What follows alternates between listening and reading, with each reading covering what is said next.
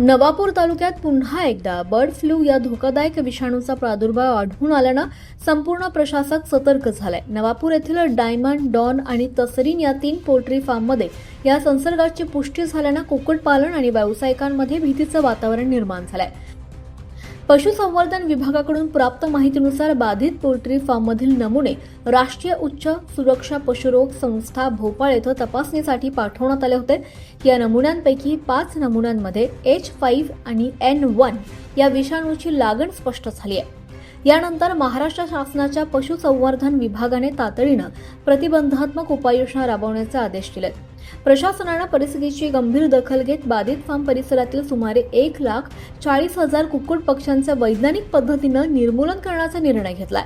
याशिवाय बाधित ठिकाणच्या 1 किलोमीटर परिसराला संक्रमित क्षेत्र घोषित करण्यात आलं असून या भागात कोंबड्या, अंडी तसंच संबंधित वस्तूंच्या वाहतुकीवर पूर्ण निर्बंध लागू करण्यात आले। बाधित केंद्राभोवती 1 ते 10 किलोमीटर परिसर नजर ठेवू क्षेत्र म्हणून घोषित करण्यात आलाय। या क्षेत्रात कुक्कुट पक्ष्यांची खरेदी विक्री, वाहतूक तसेच बाजारपेठांवर तात्पुरती बंदी घालण्यात आली आहे। पशुसंवर्धन विभागाच्या त्वरित प्रतिसाद पथकानं घटनास्थळी दाखल होऊन निर्जंतुकीकरण, तपासणी आणि रोग नियंत्रणाच्या उपाययोजना युद्ध पातळीवर सुरू केल्यात। या संदर्भात तालुका लघु पशुवैद्यकीय सर्व चिकित्सालयाचे सहाय्यक आयुक्त डॉक्टर समीर काझी यांनी नागरिकांना आश्वस्त करताना सांगितलं की सध्या स्थितीत हा संसर्ग फक्त पक्ष्यांपुरताच मर्यादित आहे। नागरिकांनी घाबरून जाण्याचं कारण नाही। प्रशासन परिस्थितीवर पूर्णपणे नियंत्रण ठेवून आहे। नागरिकांनी केवळ सतर्क राहून सहकार्य करावं। दरम्यान नवापूर तालुक्यात यापूर्वीही 2006, 2021 आणि आता 2026 मध्ये बर्ड फ्लूचा प्रादुर्भाव आढळून आल्यानं हा परिसर पुन्हा एकदा संवेदनशील ठरतोय। जिल्हाधिकारी नंदुरबार आणि विभागीय आयुक्त नाशिक यांना या परिस्थितीची माहिती देण्यात आली असून संपूर्ण यंत्रणा सतर्क ठेवण्यात आली आहे। प्रशासनाने नागरिकांना अफवांवर विश्वास न ठेवण्याचं आवाहन करत पुढील सूचनांचे पालन करण्यास सांगितलंय।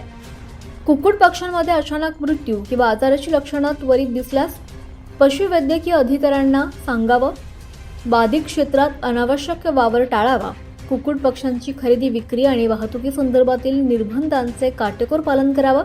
नवापूर तालुक्यातील या नव्या प्रादुर्भावामुळे कुक्कुटपालन व्यवसायावर मोठा परिणाम होण्याची शक्यता व्यक्त होत असून परिस्थिती नियंत्रणात आणण्यासाठी प्रशासन युद्ध पातळीवर कार्यरत आहे। मी डॉक्टर समीर काझी, पशुवैद्यकीय अधिकारी नवापूर। मागच्या काही दिवसांमध्ये आपल्या ज्या कुक्कुट पक्षी आहेत लेअर फार्ममध्ये त्या ठिकाणी मरतूक आढळून येत होती। तरी आपण सदरील मरतूक संदर्भात सर्व पोल्ट्री फार्मर्स जे आहेत, व्यावसायिक जे आहेत, पोल्ट्री व्यावसायिक जे आहेत त्यांना आपण त्याबाबत सूचना देखील दिल्या होत्या आणि त्यानंतर आपण ते जे पक्षी आहेत ते आपण पुणे येथे पाठवले होते आणि तिथले जे नमुने आहेत ते त्यांनी भोपाळला पुढील डायग्नोस्टिकसाठी पाठवले होते। तर सदरील बर्ड्समध्ये व पोल्ट्री पक्ष्यांमध्ये H5N1 एव्हियन इन्फ्लुएन्झा हा आजार आढळून आलेला आहे। तरी सदरील जे 3 पोल्ट्री फार्म आहेत ते 3 पोल्ट्री फार्म्सला आपण सील केलेले आहे आणि त्यातील 1 किलोमीटर नवापूरमध्ये 3 पोल्ट्री फार्मचे जे सॅम्पल आम्ही पाठवले होते ते आज सकाळी त्यांचं जे रिझल्ट आले ते पॉझिटिव्ह आले बर्ड फ्लूसाठी।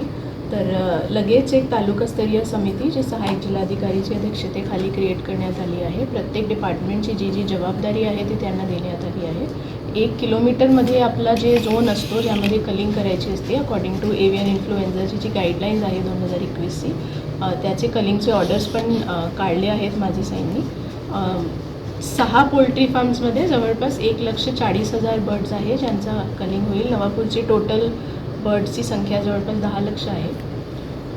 त्याच्याशिवाय एक 3 किलोमीटरचा कंटेनमेंट झोन आणि एक 5 किलोमीटरपर्यंत बफर झोन याची पण मार्किंग आज आम्ही करण्यात येणार आहोत आणि तिथे एक पूर्ण क्वारंटीन जे झोन आहे ते पण करणार आणि 5 किलोमीटरमध्ये जितके पोल्ट्री फार्ममध्ये जितके बर्ड्स आहेत त्यांचे सॅम्पल कलेक्ट करून ते पण बर्ड फ्लूसाठी आता आज आम्ही पाठवत आहोत।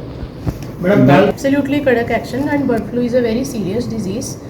त्याचं जे कंटेजियन आहे तो खूप सिरियस असतो। इनफॅक्ट आमचे जे ॲनिमल हजबेंड्रीची टीम आहे ती पूर्ण आत्ता नवापूरमध्येच आहे, त्यांची पूर्ण टीम तिथेच आहे आणि आज डेफिनेटली ती जे ऑर्डर मी पास केलं आहे त्यामध्ये पण all culling to be done in scientific manner आणि जे पण आपल्याला करायचे ते ॲब्सल्युटली हे होतील आणि ज्यांनी पण ते सायंटिफिक टेम्परमध्ये जे आपल्याला काम करायचे ते नाही केलं की डेफिनेटली त्यांच्यावर कडक कारवाई केली जाईल.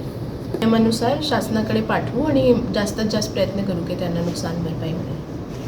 24 लाईव्ह महाराष्ट्र न्यूजसाठी पंकज आहिरे, नवापूर.